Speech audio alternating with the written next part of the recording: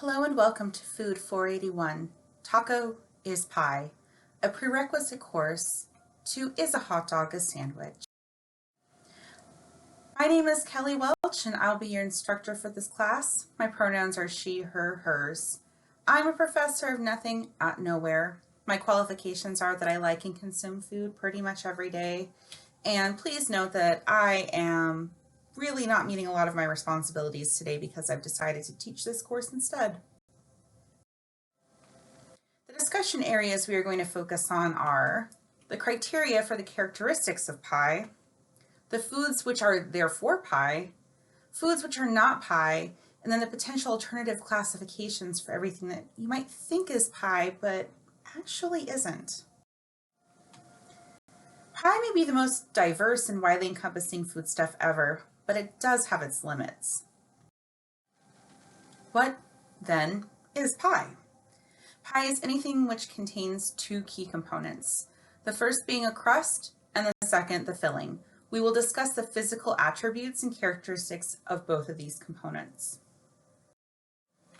First, the crust. Crust can be anything which does not contain leavening agents. Examples of this being yeast as a leavener, where bread, donuts, and enriched pastry dough all contain yeast or some form of live culture. Second, baking soda, which can be found in soda bread or cookies, is a common leavener. Baking powder, similarly, can be found in biscuits or muffins.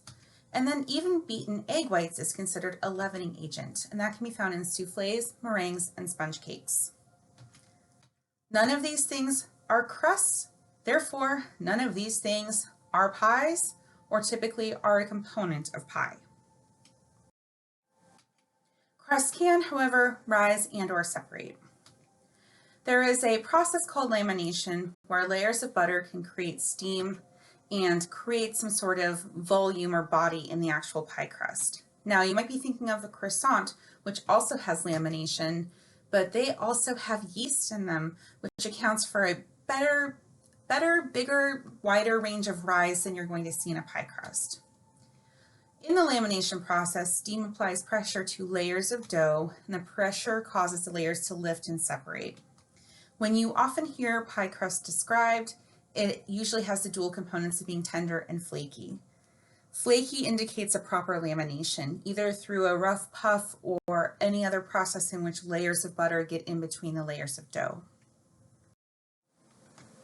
Crust can be pie dough, as we've already discussed, but other non-traditional things which also don't have leaveners, such as wonton or dumpling wrappers. And then I want you to get ready for this, graham cracker and or cookie crust. This is where the oh dang comes in because cookies typically are made with leavening agents. However, the process of transforming a cookie from being in and of itself a baked good and into a pie crust typically eliminates all lift and all leavening effect. They're usually pulverized and then baked again with butter, and therefore they do not count as leavened baked goods anymore, even though they were initially. Let's talk filling. Filling can be damn near anything. It can be fruit, cooked or fresh. This is very common. Cream and or pudding is a pretty traditional pie filling. It can be soup-like or stew-like. It can basically be any amalgamation of anything, liquid to solid, sweet to savory. Filling is not restricted to preparation type, meaning how filling is prepared in or not in a pie crust does not disqualify something from being a pie. Look at apple pie, where the filling is cooked in the crust, chocolate silk pie, where the filling is typically prepared outside of a crust, which is prepared separately, cheesecake, which uses a bain-marie method in a lot of instances, which is a hot water bath in the oven. And then various tarts can be filled with things like raw fruit or other minimally prepared ingredients. The physical characteristics and the actual construction of a pie when the filling and the crust come together can have many forms. First, the all-encompassing forms such as hand pies, Cornish pasties, or pork pies, where the filling is completely contained inside the pie crust. Second, there's a crust base but no lid, such as key lime pie and pecan pie. Next, there are pies that exclusively have a crust lid, such as chicken pot pie. And then a partial full crust, like a blueberry pie with lattice work, where the contents are within about 3/4 of a full pie crust, but still are somewhat open to the exterior.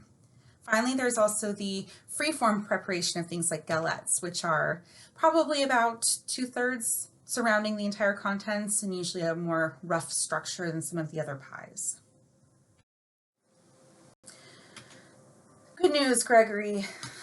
Just because it has hot fruit in it doesn't mean it's a pie, and pies don't exclusively have hot fruit in them. We've opened our hearts to the possibilities that there are many different kinds of crust and many different kinds of filling that make a pie a pie. Can pie be anything? Almost. It can be Pop-Tarts. Some dim sum is pie. Egg rolls can be pie. And burritos, obviously, can be pie. These are all non-leavened crusts, and they have filling. Some more examples, maybe even a little controversial. We have things like sushi. Rice isn't leavened, there's a filling, there's an exterior, there's a containment of things. Shepherd's pie, that's pretty obvious. Mashed potatoes are the crust, the interior is the filling. That's a pie. Peanut butter cups. I don't think I even need to explain this one. And then beef Wellington. This is a great example of a pie using a rough puff pastry or otherwise a laminated dough as the exterior pie crust, and the decelles and the beef and pancetta are the pie filling. What isn't pie? A lot of things. Hot dogs are not pie. They're an 11 bun. Chicken and dumplings. Very similar to chicken pot pie, but dumplings typically have leavening in them. Sandwiches. Very obviously, bread is leavened. Yeast is the typical ingredient that does that. And I need you to remember that I'm the professor of this course and that you should not second guess me. And I'm 100% correct with the next thing here of what isn't a pie. Pizza. Unless the dough is unleavened, pizza is not a pie. Let's dive into that. Pizza? Pizza isn't a pie? No, bitch. Calling something pie does not make it pie. Calling a thing something does not qualify it as something, or else I would just put blonde on my driver's license. Okay? I know that you're going to call pizza pie. It's not pie. Call it what you want. It ain't what it is. Now we turn to the taco question. Let's look at the features of a taco. There's a crust, unleavened fried corn, or otherwise flat or curved shells. There's a filling, and as we stated previously, it can be basically anything and often is. So tacos are pie. Tacos are pie. Tacos are pie. Let's check your understanding of this. Let's look at foods and say, is this a pie? This is fundamental for understanding that we really have grasped today what is and is not a pie. First, are Oreos pie? I'll give you a second to think about that. No, leavening is listed as an ingredient. An alternate classification, Oreos are sandwiches. Are wraps pie? Yes, tortillas, lettuce, or other flatbreads are unleavened. Anytime you have a wrap with unleavened wrapping, it's a pie. Is pasta pie? It depends. Ravioli, manicotti, tortellini, absolutely pie. Just stuff in a sauce, something like, I don't know, spaghetti and meatballs? No, it has been made very clear that the filling has to be contained to some degree, even if loosely.